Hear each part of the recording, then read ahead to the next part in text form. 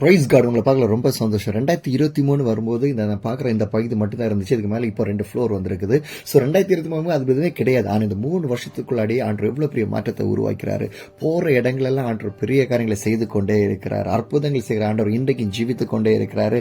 கால் மிதிக்கிறது சொந்தமாக கொடுப்பேன் நான் வாக்களித்த தேவன் ஆண்டவரை. அந்த வாக்களித்த தேவன் இன்றைக்கு உண்மையான பல அற்புதங்களையும் போகிற இடங்களை தொடர்ச்சியாக செய்து கொண்டே இருக்கிறாரு. நாகும் 1:7 சொல்லுகிறது, கர்த்தர் நல்லவர், இக்கட்டு நாளிலே அரணான கோட்டையும் நம்மை நம்பி இருக்கிறவர்களை அறிந்திருக்கிறார் என்று வேதம் தெளிவாக சொல்கிறது.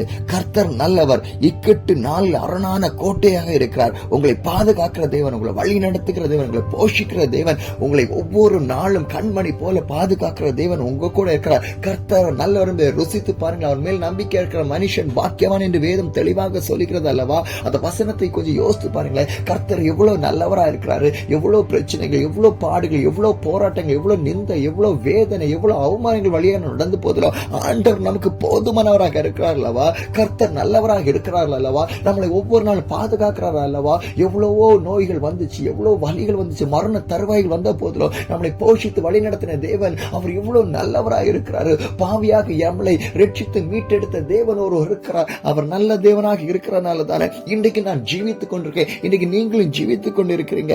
கர்த்தர் நல்லவராக இருக்கிறார். ஒருவேளை நம்முடைய வாழ்க்கை ஒரு இக்கட்டான சூழ்நிலையில போய்கொண்டே இருக்கலாம். ஐயோ, இவ்வளவு பெரிய ஒரு கடன் பிரச்சனையா இருக்கு, இப்படி ஒரு நோயினால பாதிக்கப்பட்டிருக்கிறேனே, இப்படி ஒரு பிரச்சனை இருந்து கொண்டு இருக்கிறேனே, வேலை செய்யற இடத்துல ஒரு நிம்மதி இல்ல, குடும்பத்துல ஒரு நிம்மதி இல்ல, ஏதோ ஒரு பிரச்சனை, ஏதோ ஒரு போராட்டம் அதிகமாக அழித்துக் கொண்டு இருக்கிறது. இதுல இருந்து எனக்கு விடுபடுறதுக்கு ஒரு வழியே இல்லையா என்று நீங்க தவித்துக் கொண்டிருக்கலாம். ஆண்டு உங்களை பார்த்து சொல்றாரு, கலங்காத திகையாத, நானே உன் தேவன், நான் பரிகாரி, உன் வாழ்க்கையை மாற்றுகிற தேவன், உன் கண்ணீரையும் வேதனையும் காண்கிற தேவன். எப்படிப்பட்ட ஒரு இக்கட்டான சூழ்நிலையில் இருந்தாலும் உன்னை கரம் தூக்கி எடுக்கிற தேவன். இன்றைக்கு அன்றைக்கு பேதுரு, கர்த்தாவே கர்த்தனை அமிழ்ந்து போகிறேன் என்று கதறின போது கை தூக்கின தேவன் இன்றைக்கு உன்னை கை தூக்க மாட்டாரா? நிச்சயமாக உன்னை பாதுகாக்கிற தேவன். ஒருவேளை நீங்க இக்கட்டான ஒரு சூழ்நிலை போய் கொண்டிருக்கிறீங்களா?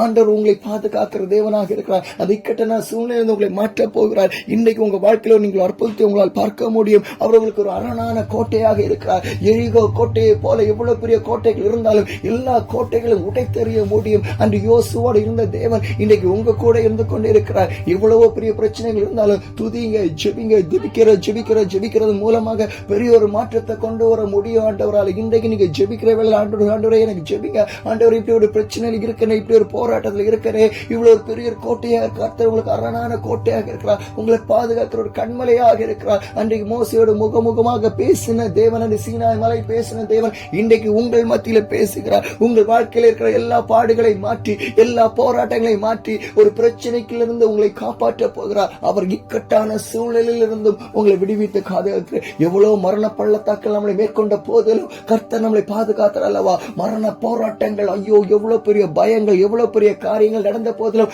உங்களை பாதுகாக்கிற தேவன் நிச்சயமாக இன்றைக்கு உங்களை பாதுகாக்க போகிறார். நிச்சயமாக உங்களை வழிநடத்த போகிறார். நிச்சயமாக தேவன் பெரிய காரியங்களை செய்ய போகிறார். இயேசுவால் கூடாத காரியங்கள் ஒன்றுமே இல்லை. என்னுடைய பயணத்தை பார்த்தீங்கன்னா எவ்வளவு போராட்டங்கள், எவ்வளவு பிரச்சனைகள், அந்த தடைகளை தாண்டிதான் போக வேண்டும். போகிற வழிகள் சரியாக இருக்காது. சில நேரங்கள் இந்த கூகுள் மேப் சரியான பாதை எனக்கு காமிக்காது. ஆனா எது எப்படி இருந்தாலும் சரி, நான் ஆண்டுக்காக போகிறேன். என் பாதைகள் சரியாக இருந்தாலும் இல்லாட்டாலும் பரவாயில்ல.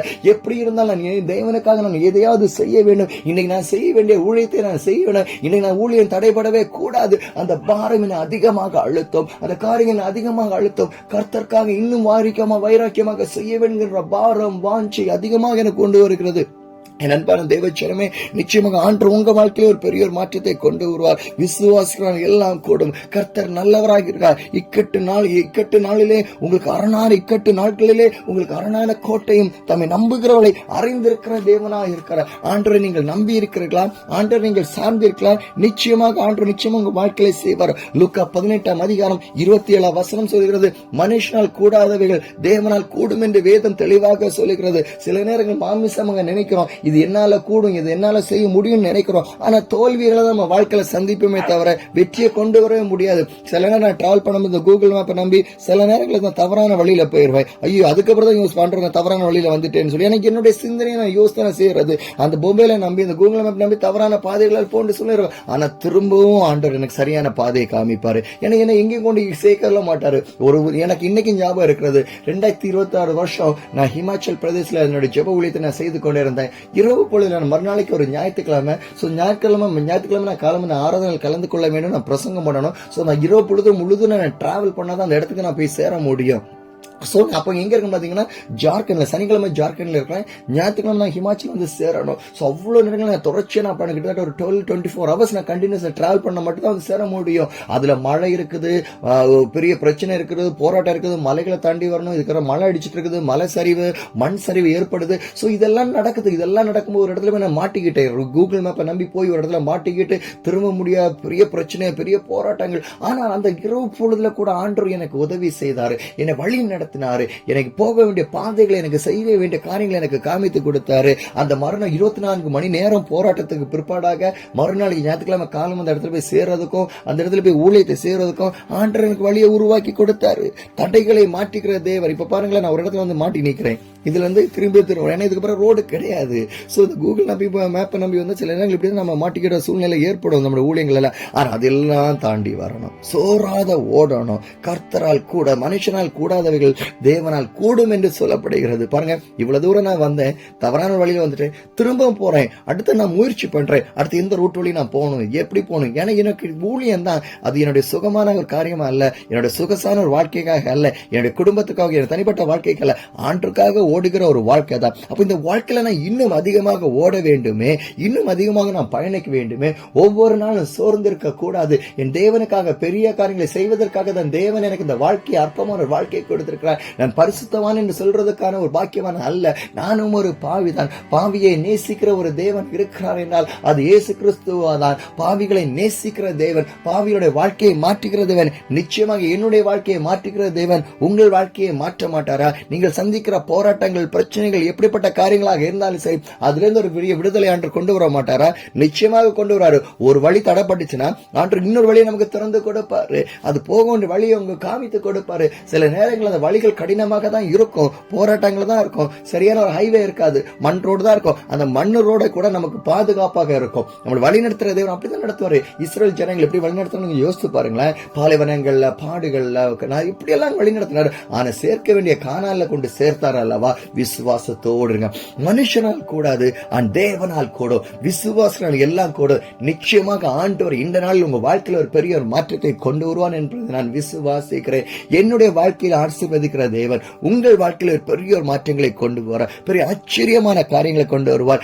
மனுஷனால் கூடாது, தேவனால் கூடும். திரும்ப திரும்ப அந்த வசனத்தை நீங்க சொல்லி பாருங்களேன். மனுஷனால் கூடாது, தேவனால் கூடும். மனுஷனால் கூடாது, தேவனால் கூடும். மருத்துவர்கள் சொல்லியிருப்பாங்க, இந்த வியாதி குறைந்து போகாது, உன் பிபி குறைய, சுகர் குறையாது, காரியங்கள் நடக்காதுன்னு சொல்லியிருப்பாங்க. ஐயோ வாழ்க்கையில் அற்புதங்கள் நடக்க, திருமணம் நடக்காது, ஒரு வேலையில உயர்வு நடக்காதுன்னு சொல்லியிருப்பாங்கல்ல. ஆனா சொல்லுங்களேன், மனுஷனால் கூடாது, தேவனால் கூடும். மனுஷன் சொல்லிட்டே இருப்பாங்க, இது ஒன்னால நடக்காதுன்னு சொல்லிட்டு. ஆனா ஆண்டவர் பார்த்து சொல்றாரு, இது ஒன்னால கூடாது, ஆனா என்னால கூடும். ஒரு மனுஷர்கள் அதுல இருந்து நிந்திப்பாங்க, அவமானப்படுத்துவாங்க, புறம்படுத்துவாங்க. ஆனா நான் உன்னை ஒருபோதும் புறம்படுத்த மாட்டேன். உன்னை வழி நடத்துகிற தேவன், உன்னை ஆச்சரியமான காரியங்களை செய்கிற தேவன் இன்னைக்கு வல்லமைப்படுத்த போறார். ஆச்சரியமான காரியங்களை உங்களுக்கு செய்ய போறார்.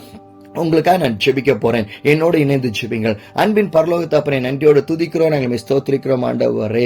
வசனம் தெளிவாக சொல்கிறது, மனுஷனால் கூடாதவர்கள் தேவனால் கூடும் என்று சொல்லப்படுகிறது ஆண்டவரே. தகப்பனே, எங்களுடைய வாழ்க்கையில் ஆண்டவரே, நீ செய்ய வேண்டிய அற்புதத்தை செய்யும்படியா நாங்கள் ஜெபிக்கிறோம் ஆண்டவரே.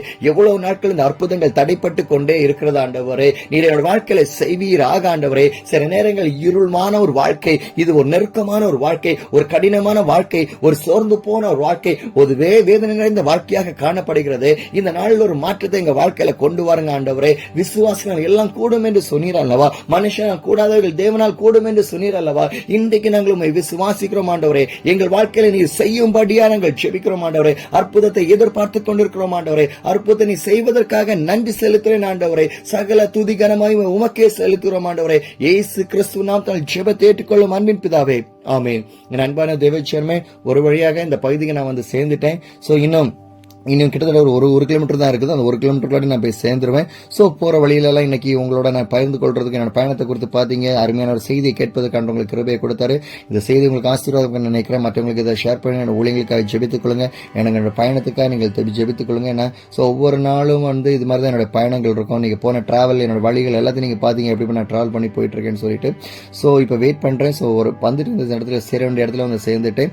ஸோ அவருக்கு கால் பண்ணி அவர் வந்து என்னை பிக் பண்ணி என்னை கொண்டு போனோம். ஸோ இப்படி தான் ஒவ்வொரு நாள் இருக்கும். ஆச்சரியமான ஆண்டவர் செய்கிறார், ஆச்சரியமான செய்கிறாரு.